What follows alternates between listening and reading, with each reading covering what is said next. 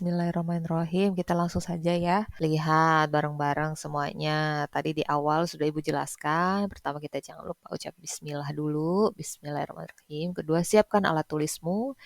Ketiga, nanti lihat dulu pembahasan satu demi satu soal ya. Jika satu soal selesai bahas, di pause dulu, terus kalian coba deh latihan lagi tanpa melihat cara bisa enggak gitu ya. Baru lanjut ke nomor selanjutnya. Jika memang mau dicepetin boleh tinggal klik tombol kecepatan di bawah di pojok kanan bawah, tinggal kecepatan ada 1,25 atau 1,75 dan sebagainya. Yang penting semua bisa menonton video pembahasan kisi-kisi ini. Yuk kita mulai saja.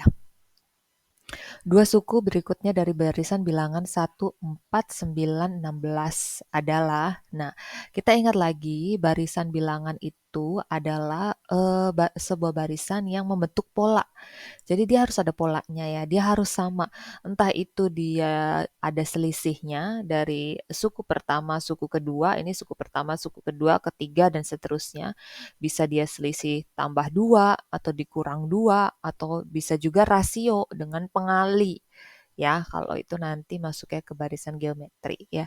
Nah, kita lihat nih contoh ditebak-tebak misal awalnya ini misal 1 ke 4, oh Bu mungkin ditambah 3. Misal ke sini ditambah 3. Tapi kan 4 ke 9 bukan 3, tapi dia adalah ditambah 5. Dan 9 ke 16 juga bukan 3 lagi. Sedangkan yang namanya barisan bilangan itu polanya harus sama. Misal dia antara suku pertama dan suku kedua itu ditambah 3, berarti suku 2 ke 3 dia ditambah 3 lagi, tambah 3 lagi misal. Kalau dikali 2 ya berarti kali 2 kali 2 kali 2. Yuk sekarang kita coba ya.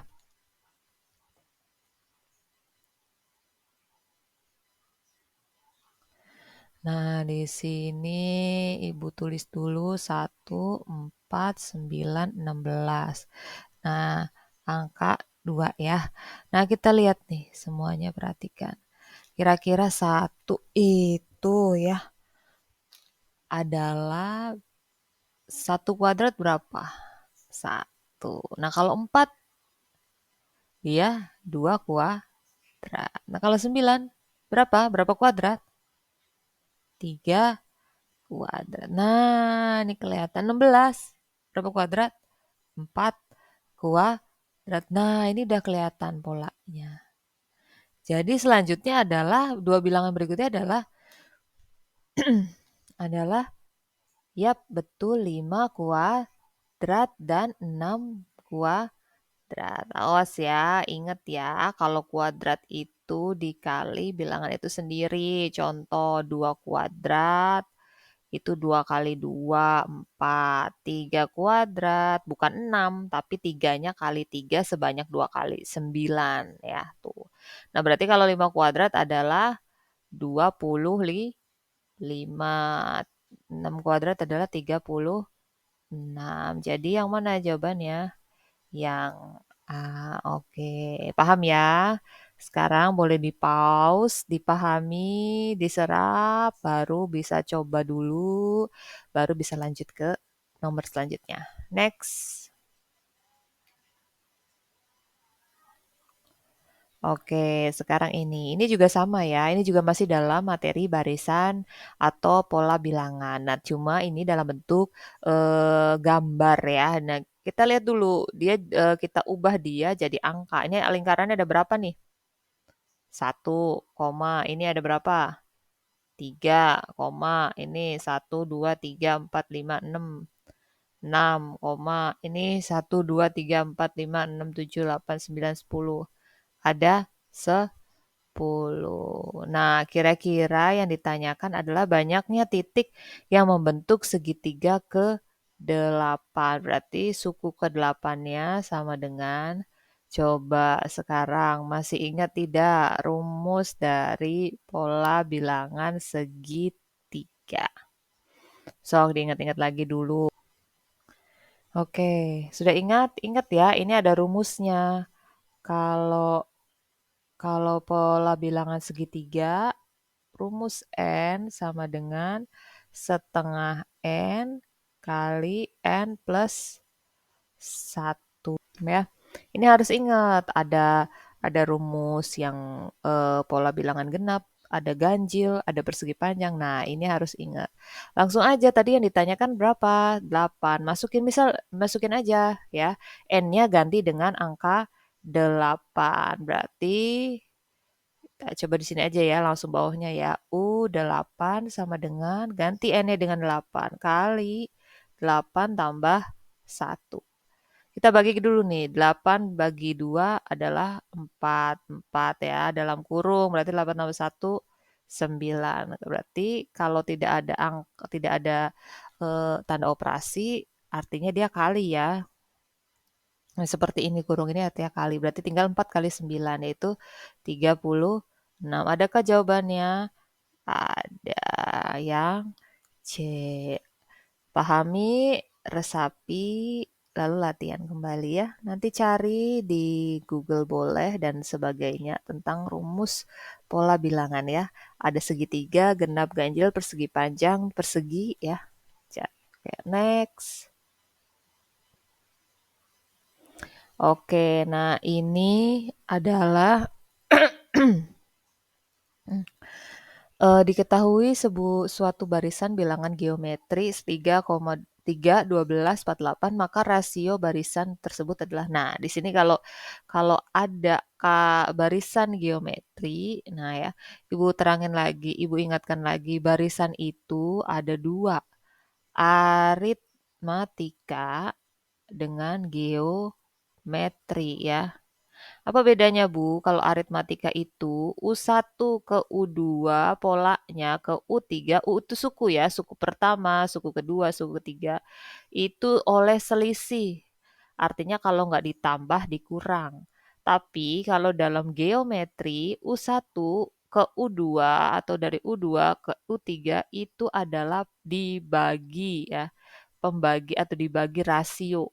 Jadi kalau ini aritmatika itu bedanya adalah selisih ya, tapi kalau geometri itu rasionya bagi. Jadi contoh, jadi dari sini ke sini tuh sama polanya tapi dia dibagi. U2 bagi U1 sama dengan U3 bagi U2. Ya kalau di sini, kalau aritmetika U2 kurang U1 sama dengan U3 kurang U2. Tuh bedanya ya, selisih ini bagi. Nah, sekarang gimana, Bu? Nah, ini kita berarti apa tadi? Rasio. Kalau rasio bagi ya, berarti tinggal dibagi aja. Tapi bukan dari U1 ke U2, tapi U2 bagi U1. Akan sama sok hasilnya. 12 bagi 3. Berapa? Berapa? 4. Nggak percaya? Sama, sama aja. 48 bagi 12. Sama itu juga 4. Nah, gitu ya. Jadi 48 bagi 12 sama aja dengan 12 bagi 3. Jadi jawabannya adalah 4. Ya. Oke. Pahami, boleh di-pause dulu. Latihan sendiri ya. Baru. Nah, sekarang lanjut ke soal nomor 4. Dalam sebuah dalam sebuah ruangan pertunjukan terdapat susunan kursi. Baris pertama baris pertama terdapat 16 kursi. Baris kedua 20 kursi. Baris ketiga 24 kursi dan seterusnya selalu bertambah 4 kursi. Jika terdapat 8 baris kursi dalam ruangan tersebut, jumlah semua kursi dalam ruangan tersebut adalah, nah di sini tadi.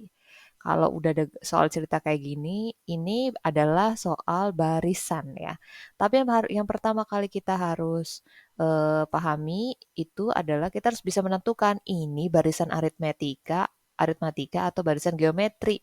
Karena kalau kita salah di awal nentuin ini harusnya geometri malah aritmatika atau harusnya aritmatika malah geometri, ya sudah salah karena penerapan rumusnya juga salah.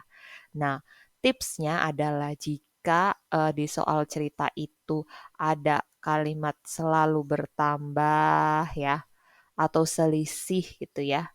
Tuh, selisih selalu bertambah, selalu berkurang, itu udah otomatis adalah tadi barisan aritmatika. matematika. Karena dia pembedanya adalah selisihnya ya. Bertambah berapa? Nah, bertambah 4. Kita tulis dulu. Diketahui, ingat dalam rumus barisan bilangan atau pola bilangan ya, itu kita tentukan dulu A, suku pertama. Suku pertamanya berapa atau baris pertama? Lihat, baris pertamanya adalah 16. Lalu B adalah beda. Beda caranya gimana? U2, suku kedua dikurangi U1. U2-nya berapa? Ini kan U pertama, berarti U2-nya, ini kan U pertama, berarti U2-nya adalah 20. Berarti 20 dikurang U1, 16. Berarti bedanya adalah 4. Nah, habis itu yang ditanyakan apa? Nah, ini nih. Awas, kalau jumlah berarti bukan U8 ya. Bukan U8, bukan.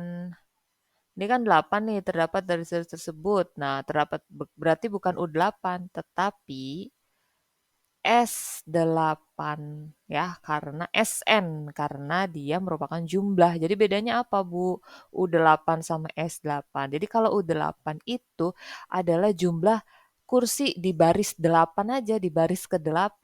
Tapi kalau S8 itu menjumlahkan dari yang baris pertama ditambah baris kedua ditambah baris ketiga kursinya sampai barisan ke-8. Tuh, bedanya itu kan ya. Nah, kalian semua harus ingat, rumus. Jadi rumusnya adalah SN sama dengan setengah N kali 2A tambah N min 1 kali B. Harus ingat ya. Masukkan aja, N-nya ganti dengan 8. Setengah kali 8. 2A-nya berapa? A-nya 6. A-nya 16. N-nya berapa? Tadi 8 dikurang 1. B-nya 4 ya. 8 bagi 2, 4. 2 kali 16. 32. 8 dikurang 1, 7. Terus dikali 4 ya. Di sini, awas jangan langsung tambahin dulu, kali dulu. 7 kali ininya 28. Baru 32 ditambah 28 berapa? 60. Baru deh 60 kali 4. Kalau bingung tinggal 4 kali 6, 24 tambah nolnya 1. Jadi berapa jawabannya? 240. Adakah? Ada 240. Lanjut. Nah, ini paling gampang nih.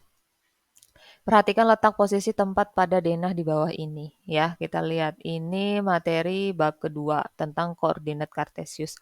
Kayak ini, masih ingat kalau Kartesius kan itu ada ya, yang horizontal adalah X, yang vertikal adalah Y. Ya udah ini bayangkan aja ini kan kita lihatnya X dulu ya. Nah, ini di taman. Mana taman? Nah, ini taman. Jadi kira-kira ngelihatnya apa dulu? Kan kalau itu kan sebuah titik tuh X, Y. Yang dilihat adalah nih sumbu X-nya dulu, yang mendatar dulu, baru yang baru yang vertikal. Ya, lihat dulu taman mana yang mendatar. Nah, B kan baru lihat yang vertikalnya, tarik, tek, tek, tek, tek, tek, tek. Ya udah tinggal B, 4, bukan 4, B ya, ingat. Oke, lanjut. Nah, perhatikan diagram panah berikut. Daerah hasil atau range ya. Daerah hasil, ingat lagi yang kemarin ya, daerah hasil atau range. Yang ini apa?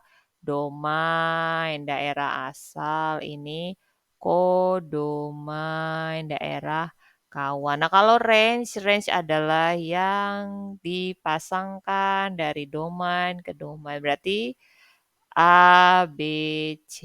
Ya, D, ya bukan. Range kan nggak dipasangkan ya. Lanjut. Jika bilangan ganjil kurang dari 7. Oke, ganjil. Awas nih.